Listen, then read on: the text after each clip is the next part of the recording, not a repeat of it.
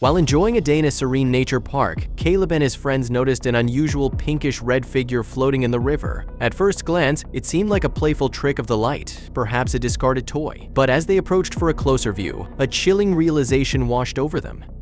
But before we start, smash the like button and make sure to subscribe if you haven't, and hit that notification bell so that you won't miss any new stories. The image they'd seen from afar was far from the whimsical mermaid they had imagined. Yes. That Caleb's friend, Monica, exclaimed as she jumped back. That's definitely not a mermaid. Mon, I'm sure it's nothing, Caleb said, trying to calm her down. I'll go and take a closer look, he offered. It definitely looked like a human body, but it wasn't moving. The closer Caleb got to it, the more frightened he became. Caleb suddenly turned around and quickly ran back to his friends, who were startled by his sudden and quick movements. What is it? What did you see? Jason asked him, but Caleb just shook his head. Can't do it, I'm sorry. I don't know what that thing is, but I don't want to go in the water. To be honest, it's scaring the shit out of me. Whatever that thing is, it's not our responsibility, Jason mused, but no. Caleb was determined to finish what he had started. Besides, he usually loved mysteries and adventures. He carefully approached the river a second time, still unaware of what was about to happen. He sighed and took off his shoes one by one. He took a deep breath as he finally took a few steps closer to the body. He stretched out his arm holding the stick and finally managed to poke the body. But then something unexpected happened. Finally poked it, the figure suddenly started moving, but it did not come out of the water. It quickly swam in circles around Caleb and he started screaming, desperately wanting to get out of the water but not knowing which way to go. And he ran away. He knew that he'd soon manage to make both of his friends excited enough about this whole situation and they would find out what was going on. Caleb's resolve hardened like the river rocks beneath his feet. With a resolute squint toward the upstream path, he declared, "There's a piece of this puzzle waiting for us." Monica and Jason, buoyed by his conviction, packed their gear, leaving the comfort of their familiar trail behind. The next morning, they sought wisdom from the oldest resident, a woman whose eyes held the deep calm of the river itself. With a voice like rustling leaves, she recounted tales of a shape in the water, seen when she was a girl. Drawn to the local library, they found newspaper clippings from the 70s. A similar apparition had been sighted, stirring up the town before vanishing as mysteriously as it appeared. The article described it as a luminescent silhouette, giving no further explanation. While walking back to their campsite, a figure detached itself from the shadows. "You're chasing ripples that'll turn into waves," the man said, his eyes glinting with unspoken knowledge. He claimed to have seen the figure once, not in the river, but on land watching from a distance. The campfire. The friends mulled over the day's discoveries. What if what we're seeing isn't new? What if it's a recurring chapter of the river's story? They retired to their tents with heavy hearts and minds ablaze with the day's enigmas. Morning found them bleary-eyed and introspective. It's like the river is guarding its secrets, and the harder we look, the more it resists, Jason said, breaking a long silence. The trio felt the pressure of an unseen veil that obscured the truth, tantalizing and ever elusive. With the new day came renewed purpose. Caleb, Monica, and Jason returned to the stretch of river that had sparked their curiosity. Armed with cameras and a quiet determination, they positioned the lenses at different angles, hopeful to catch a glimpse of the elusive figure or to document any odd occurrence. That evening, as they huddled around Monica's laptop to review the footage, a chill settled over them. But then, there it was, a shadow that darted through the frame so quickly they almost missed it. "Back it up," Jason said, his voice steady despite the quickening of his pulse. As the sun began its descent, the friends convened to discuss their findings.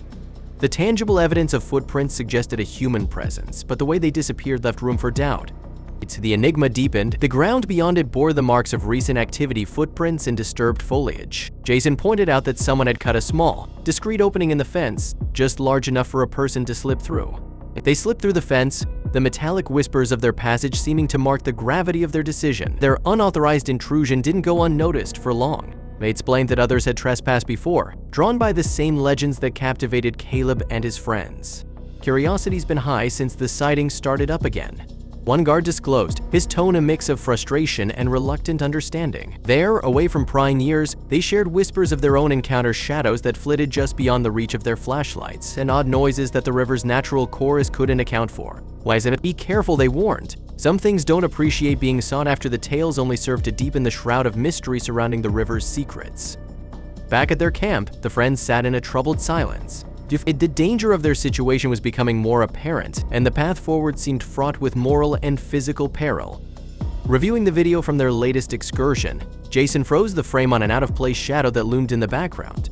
It was human-shaped, yet indistinct, casting doubt whether it was a person or something else. This ambiguous figure seemed to be observing them, blurring the lines between a potential stalker and an ethereal specter. It's a town's annual river festival erupted in a kaleidoscope of colors and sounds, distracting Caleb, Monica, and Jason from their brooding thoughts. Amid the swirl of townspeople and tourists, a group dressed in flamboyant costumes drew the friends' focus. The odd juxtaposition of their conspicuous attire and covert demeanor piqued a shaver, interest, and they wondered if this group held the key to the river's secrets. Their surreptitious observation paid off when the masqueraders veered off toward a less traveled path leading to the river. The friends followed at a safe distance, the sounds of the festival fading behind them. The path ended at a secluded shore, away from the festival lights, where the river ran silent and deep. Here, the group's conversation became audible, whispers carried by the water's current speaking of plans and preparations, the content of which sent a shock of realization through the friends. Snippets about a final act and making a splash suggested a grandiose scheme designed to captivate the unsuspecting audience. Monica recalled the silhouette they'd captured on video, and a thought struck her: could their mermaid mystery be a part of this group's theatrics? As dawn broke, they found an unexpected ally in a local named Eli, who ran a kayak rental on the riverbank. He had noticed their activities and, with a knowing smile, offered his assistance. "I've seen them planning," he confided, a sparkle of mischief in his eyes. Eli's knowledge of the river and its hidden vantage points was invaluable, and with his help they strategized their surveillance, a camaraderie forming between the unlikely cohorts.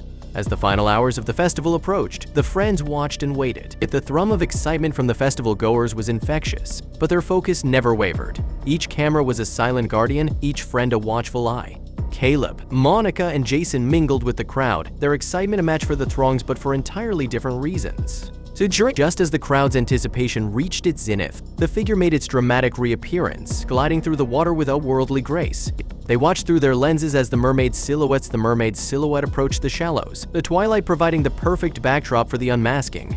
The truth, so long obscured by the river's depths, was finally about to surface. With a deft movement, the figure's mermaid facade was shed, revealing not a creature of myth, but Alex and his accomplices. The pranksters' laughter mingled with the gasps of the crowd as they realized the spectacle they had witnessed was human trickery, not magic. Caleb, Monica, and Jason exchanged satisfied glances as they captured the reveal. The faces of the pranksters, illuminated by the glow of the festival lights, were marked by the mirth of a joke well played. The reveal spread through the crowd, turning shock into laughter as the townspeople appreciated the jest. Caleb's group, with Eli's conspiratorial wink, broadcasted the recorded prank onto a screen, the pranksters' planning and execution laid bare for all to see. The tide had turned, the mystery of the mermaid was no more, and the crowd delighted in the reversal. The pranksters took a bow, their hoax now the highlight of the festival, and the river's true secret remained its own.